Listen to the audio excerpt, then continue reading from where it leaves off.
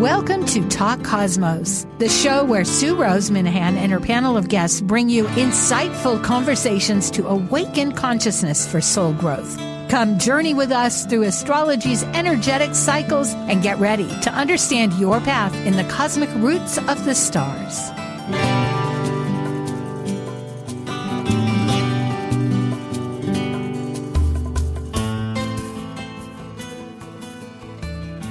And with Talk Cosmos, and it's May 19, 2024. Our topic today involves a special guest panel, and it's about Sedna, the dwarf planet. It's been always in the backdrops. It's always that soul's destiny path. It's not as easy to see as in Shakespeare play, and perhaps that's exactly why, because that might be complicated too. The point being, it's changing signs. It has changed signs. It tried last year, and now this year it's for good in Gemini till 68. That's it. I'm not going to say much more. I'm going to start introducing our panelists, and they're from Australia. And there was a little bit of a time mix-up because I think I'll take it on for me. The time zones. The world is changing. I think that might be the best preface. And we just go with the flow. But it all has a beautiful meaning that somehow synchronizes. And perhaps that's really with the message, is that it's not just what you see physically touching. It's what you feel and sense. It's that spiritual inside wholeness. And when we are, here I'm preaching, but when we're connected with that whole totality of ourselves, we make the lemonade out of the moments. And I don't know, because I haven't lived it before, exactly how this is going to go, but I know Melissa will join us, and I know you'll be excited, and it will add beautifully. So we're starting in a fresh manner, and I am now ready to begin with our first guest, Alan Clay, a New Zealand astrologer that now lives in Australia. Hi, Alan. Be here, totally beautiful. And I've just heard from Melissa, and she's trying to get in. She'll be here. Okay. Be wonderful. And Melissa's a treasure, and I know the timing will be great, and it's sort of exciting. I wanted to do new things, and so we're working on it and doing it. Yeah. Alan Clay can be reached at dwarfplanetuniversity.com. And now that's actually not true. I have to just put in there, because in fact, we're at dwarfplanet.university. There's no comma involved. But we have two sites. Actually, the dwarfplanet.university will take you through to our main site, which is dwarfplanetastrology.com. Oh, so that's the difference. Yes. Dwarf Planet University, you find us. Dwarf Planet Astrology. You know what? I'll add that to the Google thing. And it's like school. When you make a mistake, you remember it better. So that's good. Yes, indeed. Yeah, you started this school back in 2020, just when I started the YouTubes. It was the big grand conjunction. And it's a wonderful school. I'm a graduate. I can only testify that it spells out the meaning, at which Melissa knows too, of these amazing dwarfs. But Alan Clay has also written several books, Sedna, which is the ultimate reference on this outer system dwarf planet. But the new one is New Stars for a New Era, along with a few textbooks. And not to forget that he's also a filmmaker and a professional clown instructor, and wrote a book, another manual, Angels Can Fly. So it's many direct. A Renaissance man. There we go. Yeah. Now, Melissa, hey, she's here. Melissa, your timing couldn't be better, and I apologize. I was up at 5 myself this morning, but the time clock. But we're on the Pacific, yes? And Melissa, I'll where's the L? My computer doesn't want it. Elvira Billington, another typo. Trust the longer journey. I love that. I'll have to look up Ariba and see what that means. Yeah. And it's a blog on Substack. Melissa's enrolled in school in not Ireland, but in Australia, in Master of Environmental Management at the University of Queensland. And that is her wonderful blog that supports the school, and she works at it. It's a beautiful testimonies of many factors, because she's also a yoga teacher, an international one of great quality, and a creative soul to the bone, an actor in film, commercial theater. She's just created a new one, Heaven on Earth, and wait till you see the picture at the halftime. You will want to check it out. So Melissa, like myself, is a Dwarf Planet University graduate, but she assists Alan in many respects now with classes, teaching, and books writing, and this is going to be a wonderful event.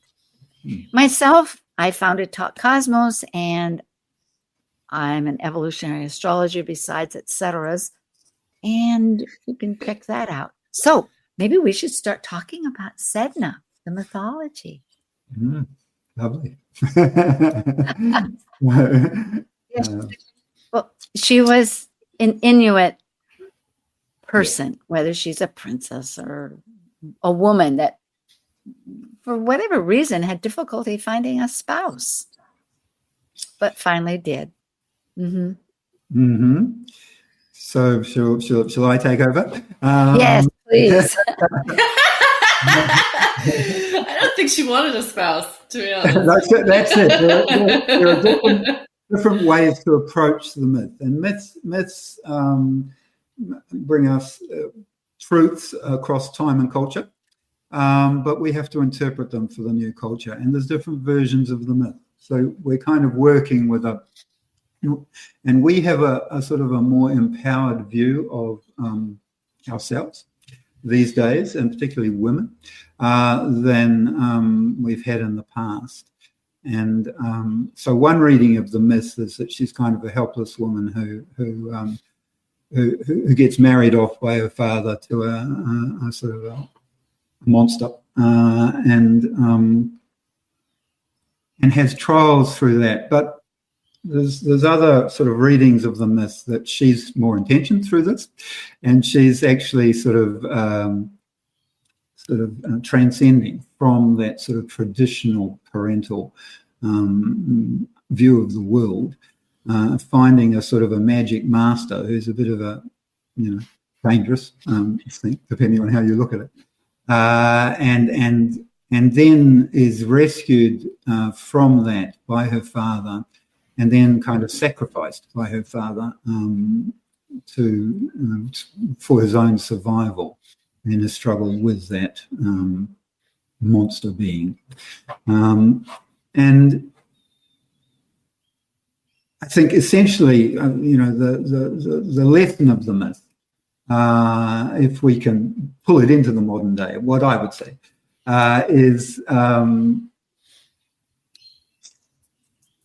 we go on a journey in our lives. It's a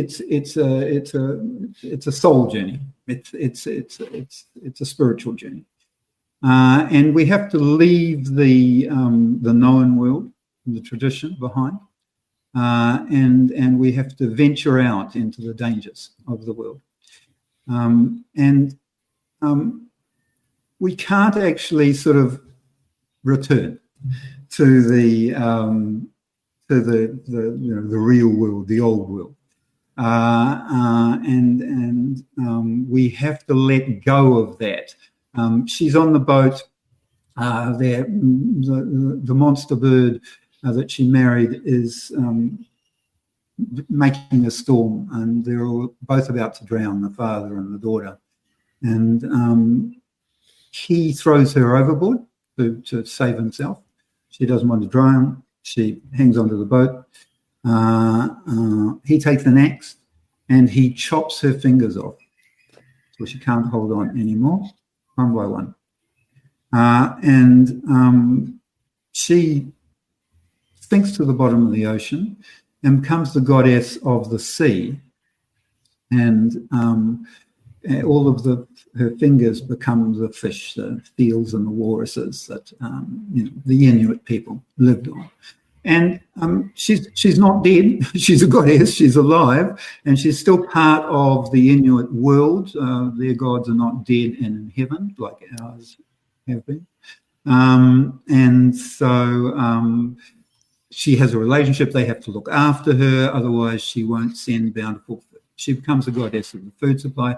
So she transcends. She transcends to a new consciousness, a new power, a goddess power, and she has to let go of the boat, let go of the old world to transcend. The sinking is not a problem.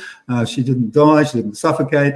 The problem was the axe on the fingers, and so the problem is holding on to the old. And so this is what Sedna teaches us. She's all about getting us onto the spiritual path, getting us into that consciousness, transcendent consciousness experience, where we have to let go of the old and transcend to a new understanding of who we are and what the world is all about. I find that, I'm sorry, did I? Yeah. No, okay, so powerful, because melodrama, we can get caught up, and so much mythology is all about very stark in that case. It's like a cartoon series going forth. But this idea that you're presenting, and I've read since, once the light's turned on, the dark's gone, right? I mean, we can't go back. It's like we see it, even if it's lightning out and Uranus or something. Yeah. And the other, right? And I love this whole transcendence and deconditioning, all the, you were mentioning before the relationship between Sedna and Pluto that's gone on for years through different signs. And it's this energy that Pluto's saying, transmute, let go, helping. That's right. I think one thing that I imagine is a shift is that in Christian worldviews, transcendence is ascension, is rising up into the air. So this immersion into the water does seem like a tragedy or a problem, as you say, Alan. So the immersion and the connection to our planet and to then be feeding the people from herself, which in itself is also a Christian association, right? The blood of my body, the bread of my body. And I've recently been studying narwhals, and narwhals are the unicorns of the sea. So I just wanted to bring that in because we talk about the seals and the walruses, but specifically the narwhals have this beautiful long, it's actually a bicuspid, a canine tooth. They have one canine tooth that grows out into a unicorn spiraled horn, and they can dive down 1,500 meters, 5,000 feet, and they can do that 15 times a day. And they're struggling these days with, the changes in the seasons and the cold, but just wanted to bring in the narwhals. This is a real live. I'm not making this up. These are real live creatures. I know. I have to go in there with you. It was like, oh my gosh, 15 times a day. That is remarkable. They're amazing. Integrating top and bottom. I had just noticed today was, because I look at Mayan astrology, which I haven't quite integrated at all, but it's another focus. And today is 10 Kama, which is 10 with the fingers. That's why I'm bringing that up.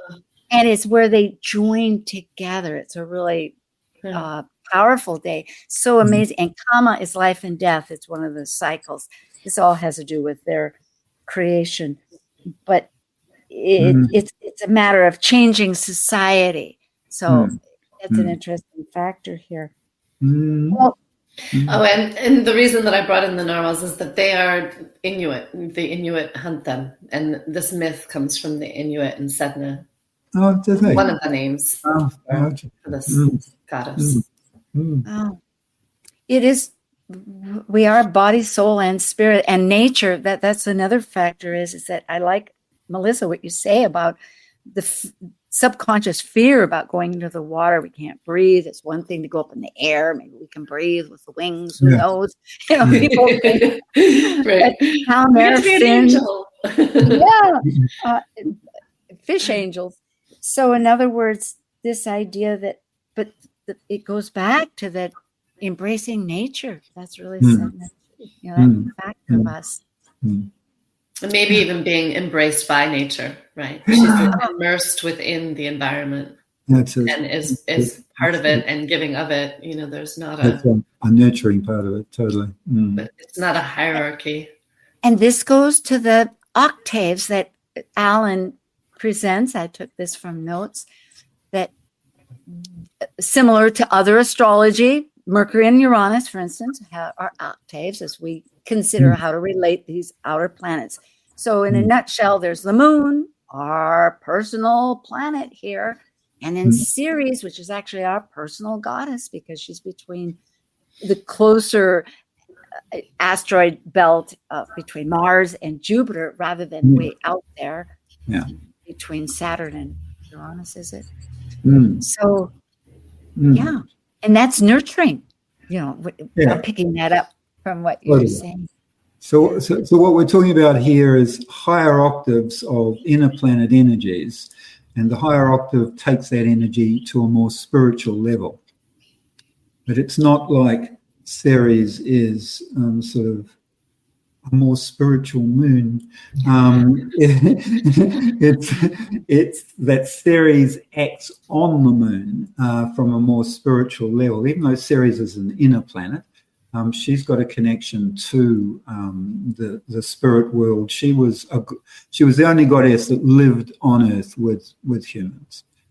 She chose to do that, and so she does bring the divine into our real world.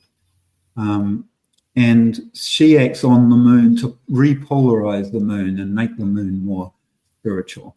And Sedna does the same with Ceres. So we can see from the moon that personal, emotional, survival sort of, this is me.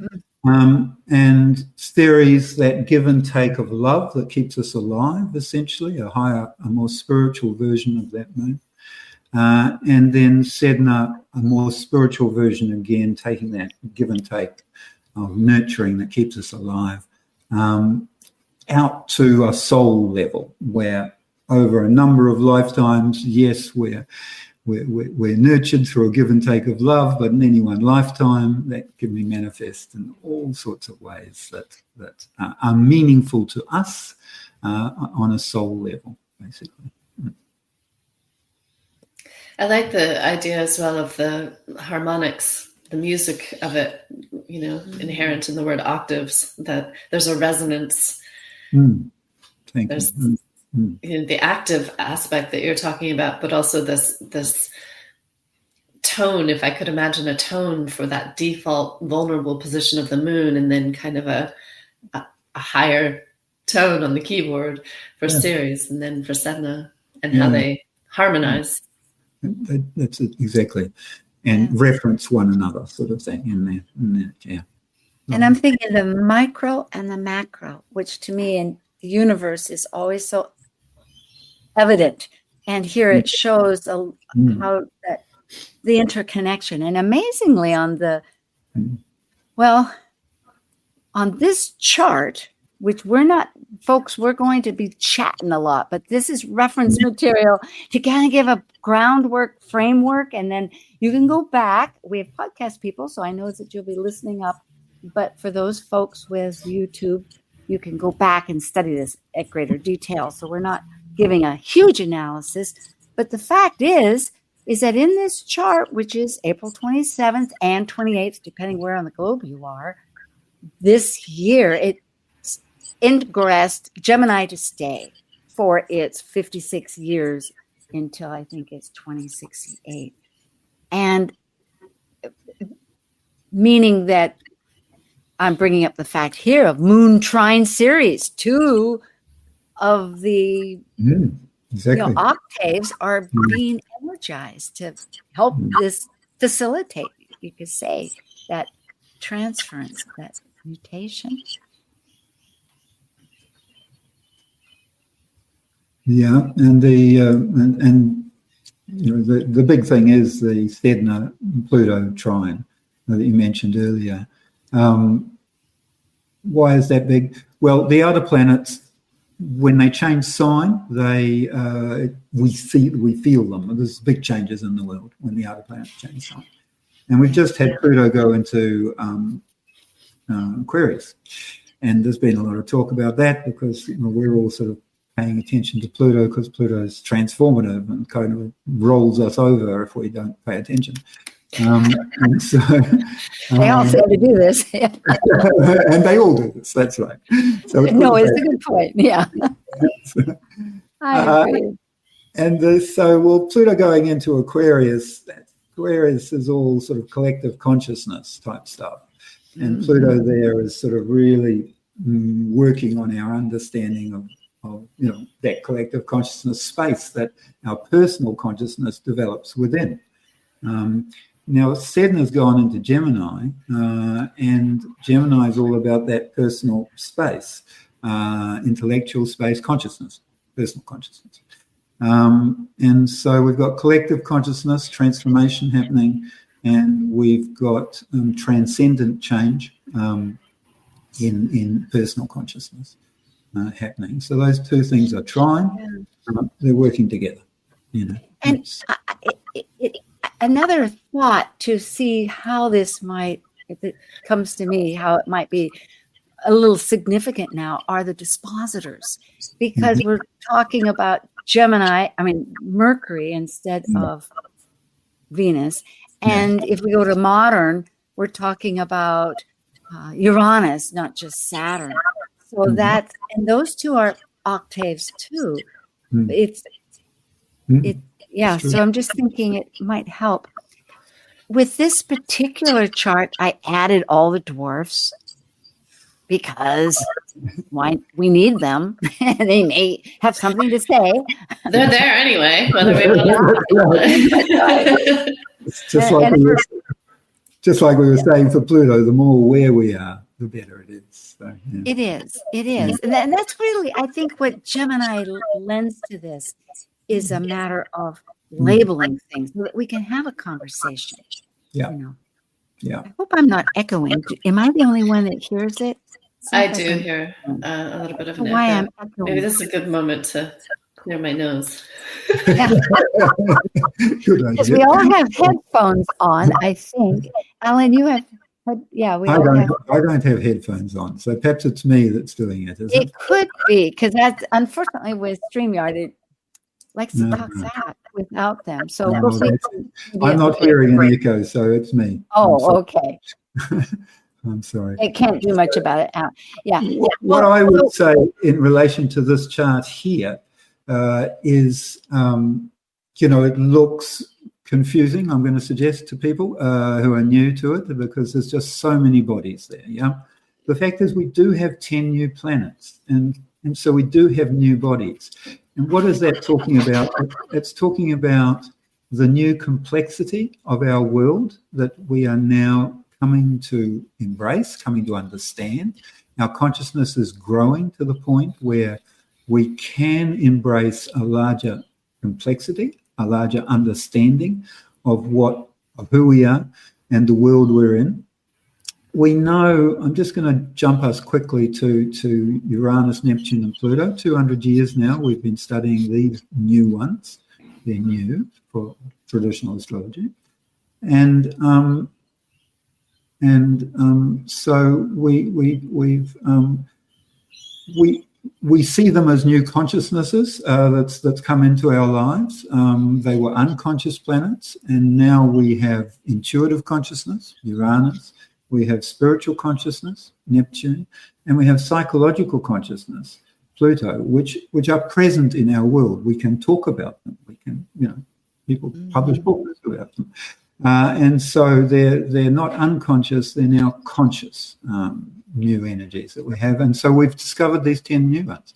And there's more than 10, but they're the 10 big ones. And so that's the new complexity. Now I look at this chart and it's too complex for me because this is solar fire generated and I'm not familiar with the glymph. So that's why don't be daunted by that. I'm going to encourage everyone. Embrace at least one of the new ones and sort of make a friend of one at a time is probably the best way to go. And so just put them in your chart one at a time and sort of work with them, feel them. Exact. And that key does show down below what they are. They are good. Right. And despite that, I think what stands out here, regardless of, Haumea, we know that Haumea is in Scorpio and that therefore that's a whole rebirth, a deep rebirth. And of course, it's been sextile to Pluto for long time. What do I have? I have a square here. And an inconjunct. So inconjunct. But I guess what I'm thinking is Chiron, that healing energy that behind all of this. It is a square. It's a square between. It's a square. That's the problems we're having in the world at the moment. I mean, it's the trine we were talking about with Pluto and Sedna. Sedna's inconjunct. Yes. We've got it there, Haumea, and Haumea is square Pluto, and it's that inconjunct between Sedna and Haumea, and the square Pluto. How do we get to that rebirth? Like, we want a rebirth. The world wants us to rebirth. They're saying there is, and it's our destiny, it's soul. We got to let go. Yeah. But how much can we totally, it's a matter of hanging, it's a process. And I think that emotional healing is maybe just like you were saying in part there, Melissa, not being fearful about submerging. Embracing. Absolutely. Transcending. Yeah, totally, absolutely right. Yes, we have to let go of the old. We can't, it's so hard to do. We're terrified of letting go of the old. Look at the war in the Middle East. Everyone's holding on to something very old and just attacking one another until they're all destroyed. That is Haumea. One of her discovery events, one way we understand these new planets is to look at events around the discovery that sort of portend the energy of the planet. There we go. Why don't we catch up with this after the half break, and then we can put the slides away. So this will be perfect. Thank you, Alan. I am with Alan Clay, astrologer from New Zealand with Dwarf Planet University Astrology, and Melissa Elvira Billington, who's also associated with that university and as an astrologer.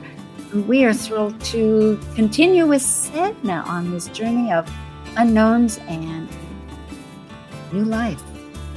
Thank you.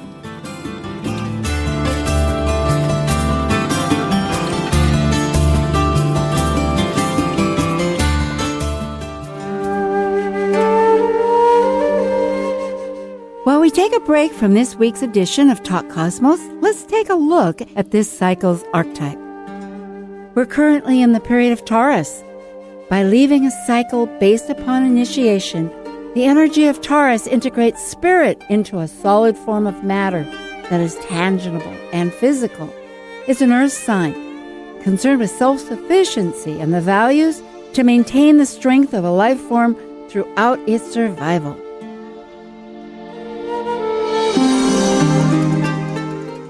This is Martha Norwalk. Every Sunday morning, beginning at 9 a.m., thanks in part to Natasha Venter at intuitiveclarifications.com, we cover the world of animals. This week, May 26th, it's an encore presentation. Tune in to hear our last healing show with Dr. Nels and Linda Rasmussen. Together, they helped listeners and their animal friends with emotional, behavioral, and physical issues, and you can receive a surrogate healing just by listening and following along with Linda's instructions. Martha Norwalk's Animal World, Sunday morning, 9 a.m. to noon, right here on Alternative Talk, AM 1150.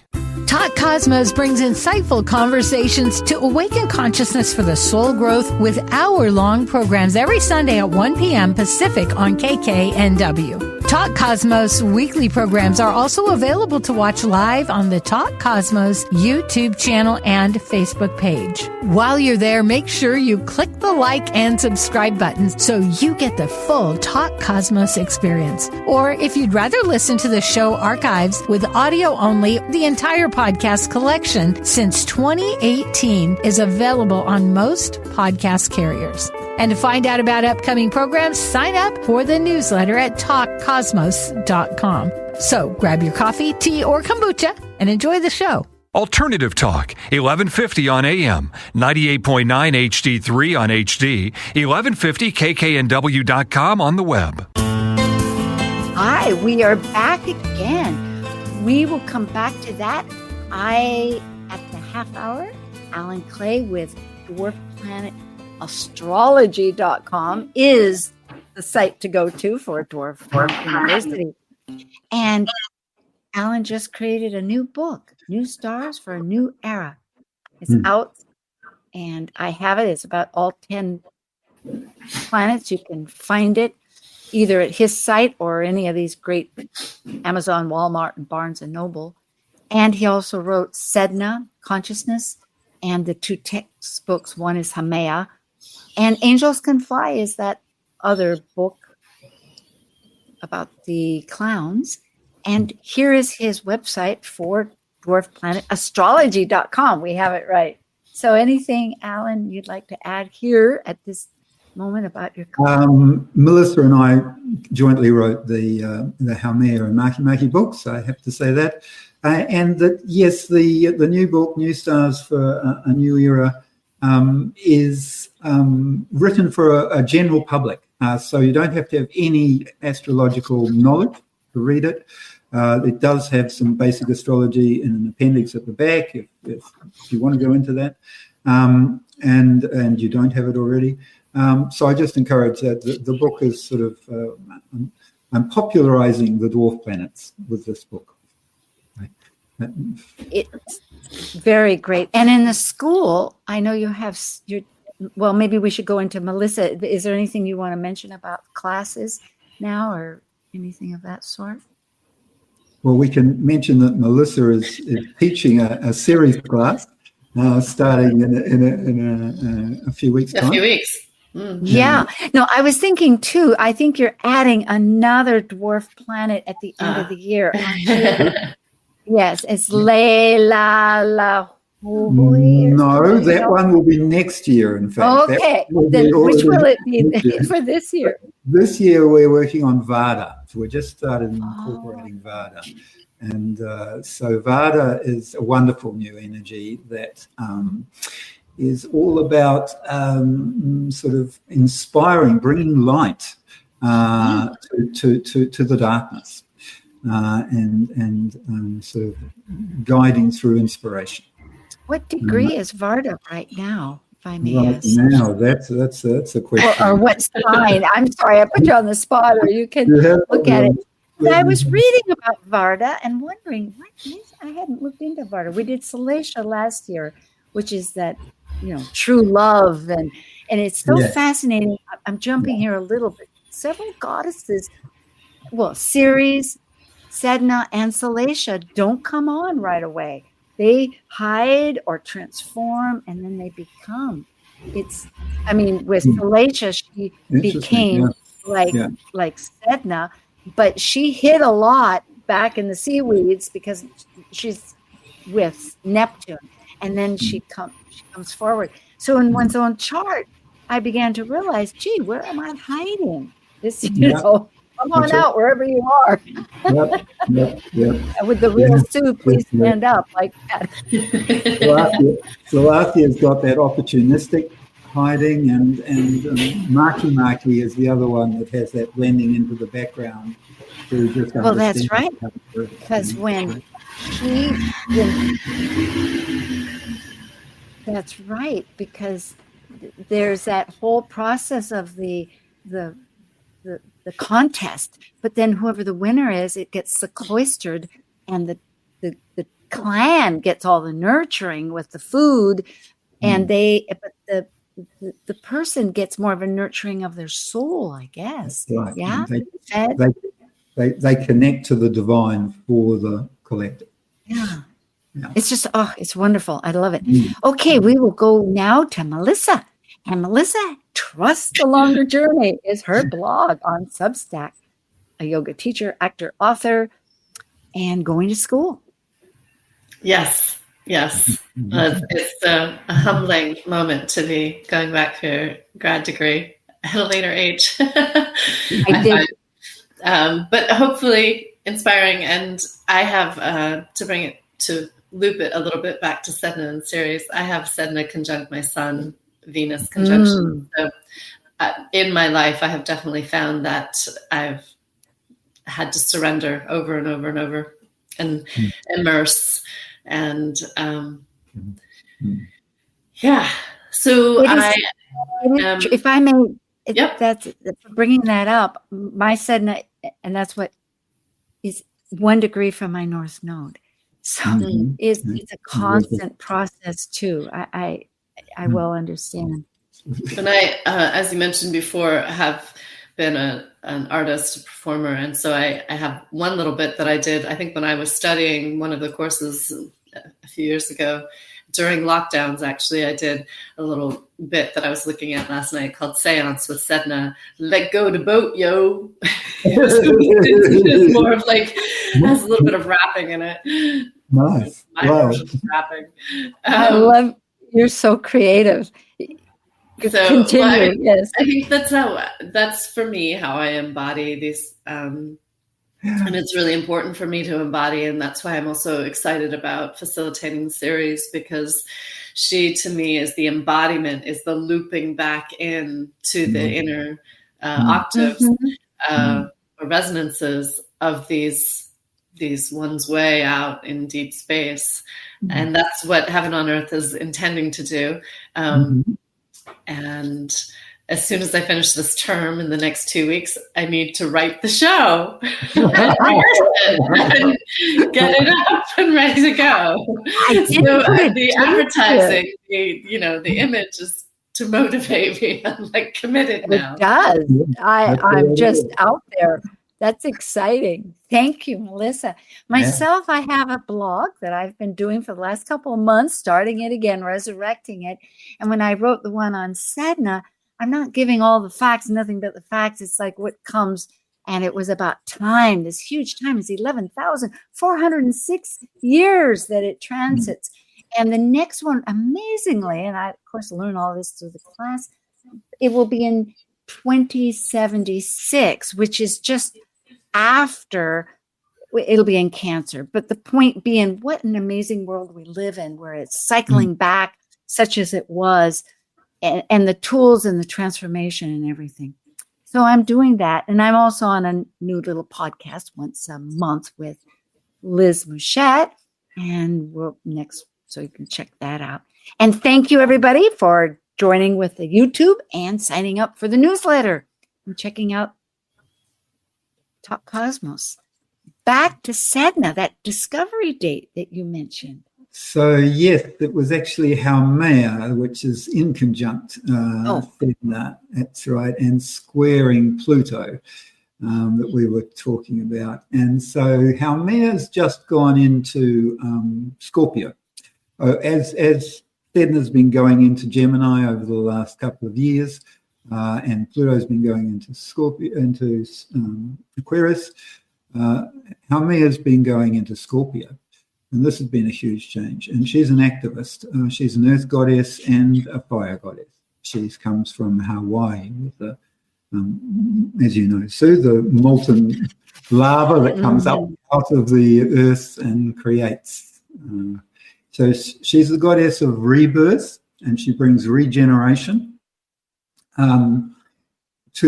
We were talking about the new, embracing the new, and we were talking about we have to let go of the old. We have to let go of the old to make space for the new, and this is a big thing with Haumea. If we do let go of the old and allow the refresh that's always happening in our lives, particularly now, because of the changes that are happening, as I say, all of these planets changing sign, it's really changing our world and our interaction with it.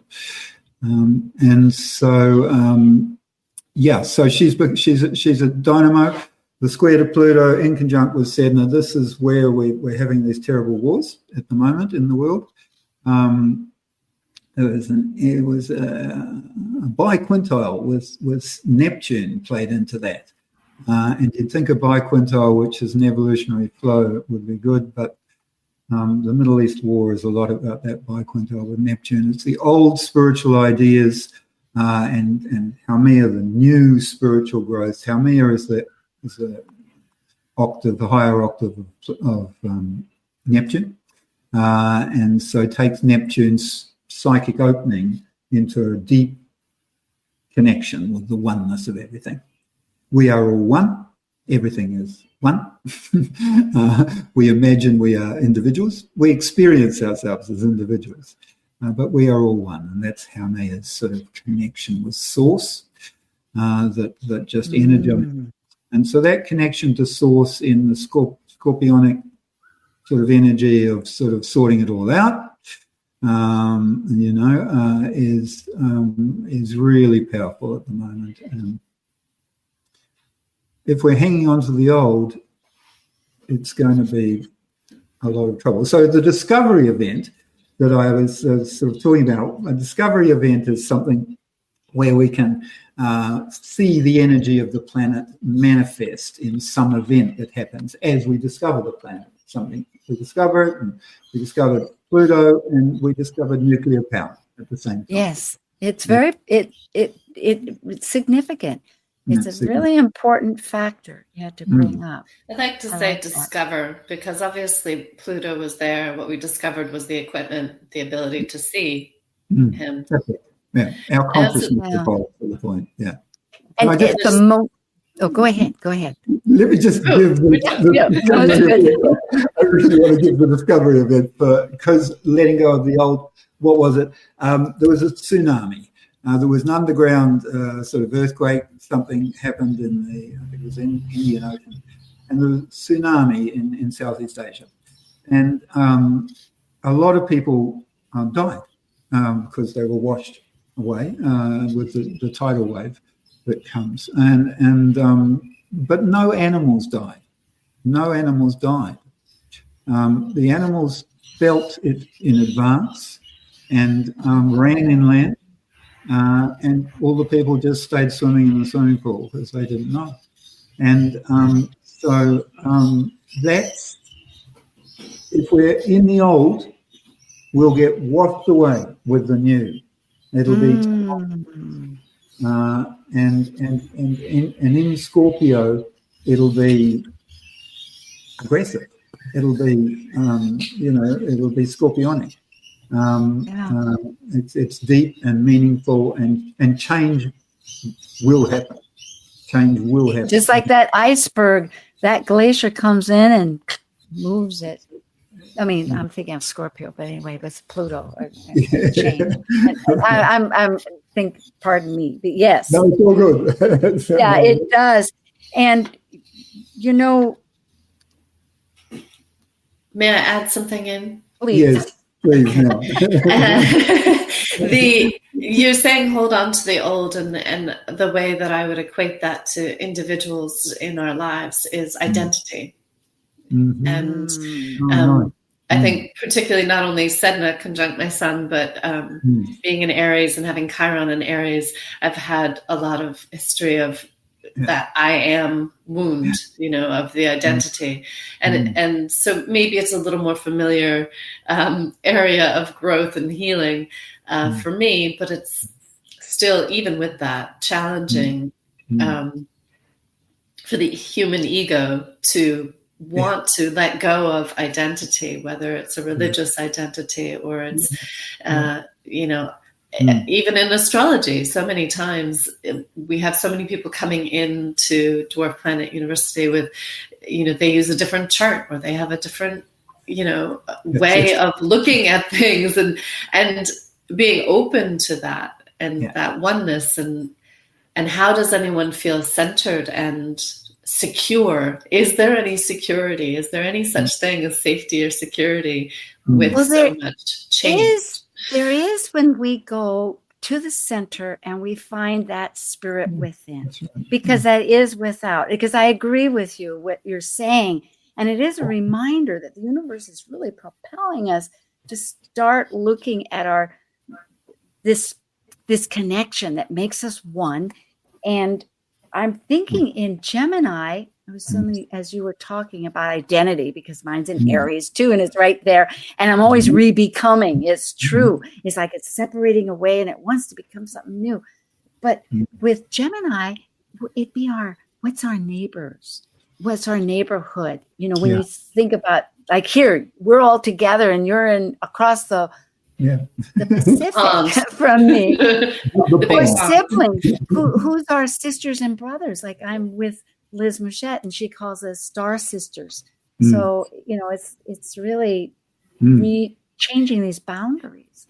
This is also Haumea in the sense of the collision family that we create in the world, where we seek out kind of soul buddies that we can commune with and sort of, work together just to help us grow, I'm meaning. Yeah. I like that collision. I hadn't thought of that. That seems so atomic, like plutonic, right? It's like the separating them out. But it's good. It's fusion. Yeah, we can bang off one another. New stuff is created, is spun out through the experience. No, I love that. You do have the discovery events for Sedna, which I was excited to see because Alan tends to love the AI, which is, I like it. But I like the other one a little bit more. So it's well balanced in that way, I think. The discovery event. Which one 2003 with the laboratory that brought up that we have dark matter, and that actually there's 95% of the universe that we're unable to see, which exactly goes back to Kabbalah.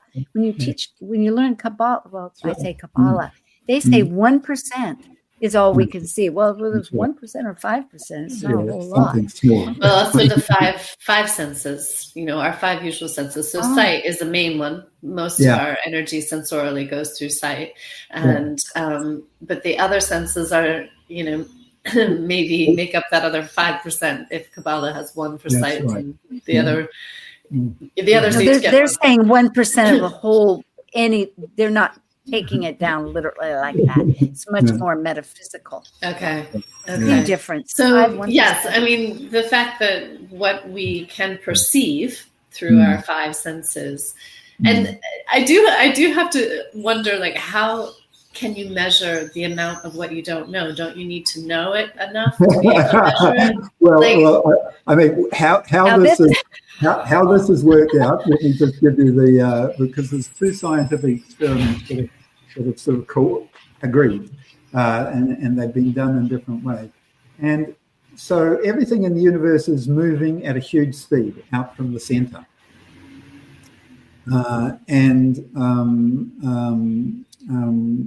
Since that initial collision, the Big Bang. Yes, since that initial. But there's but there was bangs before that. So it's not just. We don't know what happened before. It's like an accordion, I think. It keeps coming and going. Anyway, lead on. But that was a singularity, that Big Bang. We can't know actually what happened before that.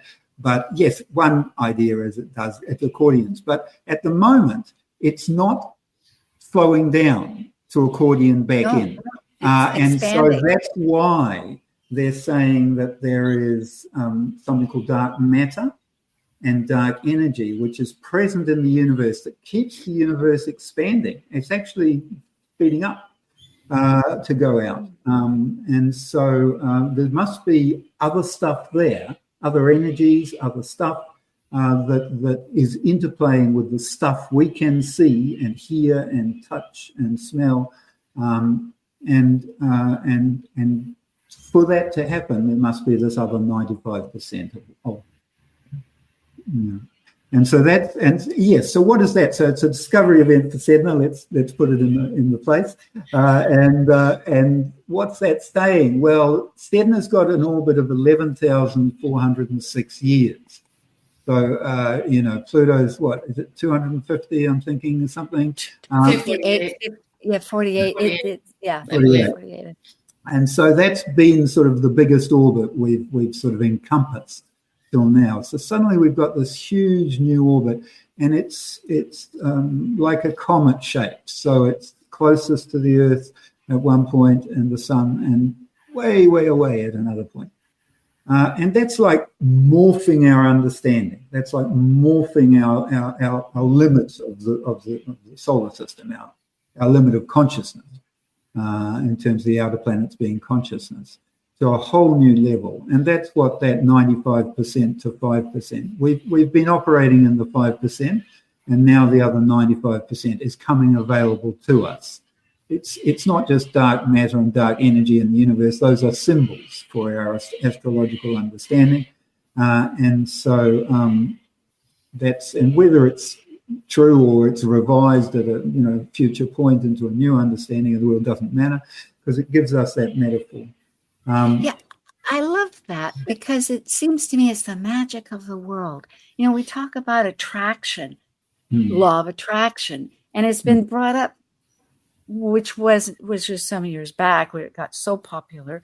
And now it's really understood that it's how you feel, it's emotion, is how you connect. But still, how can anybody really explain synchronicities that happen when you are on that level of faith and trust, not just blind, but you're acting in the world, you're doing what you can, and things keep coming in the right way.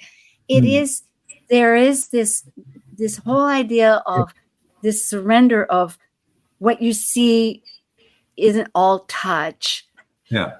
Beyond into the spirit matrix that is the oneness that everybody has, that some people are, et cetera, cognizant of. Past, future. Absolutely. Yeah, totally. That's it. And that's what Sedna's opening us to, as we discovered. So we discover these new planets. We're open to this consciousness. Yeah. And now with the dive into Gemini, we're being pushed into a new sort of this. We're out of it. And it's good to get the questions, Melissa, because that reminds me, we're in Gemini. What else would we do if we couldn't have a dialogue back and forth, right? And question, like, well, how'd that come up anyway? Like, what is it all about? It's like that probing. It's a lot of voices, a lot of, and that again goes back to what I'm remembering. You have to center your own into your own self spirit to be able to determine listen or don't listen, or where to put in the juggle, or the juggle or the puzzle. Where to juggle the puzzle. Yeah, totally. Yeah, no, lovely. But also, I think with AI, there's some feelings or thinking that it's not artificial intelligence, that you can't separate natural and synthetic. And we're here on the land of, Australia, Aboriginal or First Nation turnaround or dreaming. And, what I've been learning, I'm certainly no expert in that realm, but what I've been learning is that it's all the turnaround. It's all the sacred. The patterns, the messages are everywhere from that paradigm, that world view. So when we talk about artificial intelligence, well, is it? Yeah, it's just there are forms of intelligence, whether we're going beyond our five senses or we're going beyond what we've known as our inherent intelligence to machine learning their intelligence. So we're getting smarter, maybe. Well, Melissa, that's beautiful, because labels are only that. I remember thinking like pagan, for instance. Who called them pagan? Well, there were people that weren't pagan. But meanwhile, we get those names. But here, artificial. What's artificial? Maybe, whether it's clothing or whatever. So it's subjective, and yet it's the process. It's a dialogue. Iterative, continually being re-seen and reworded. More learning. We're learning a lot. Thank you, Alan Clay.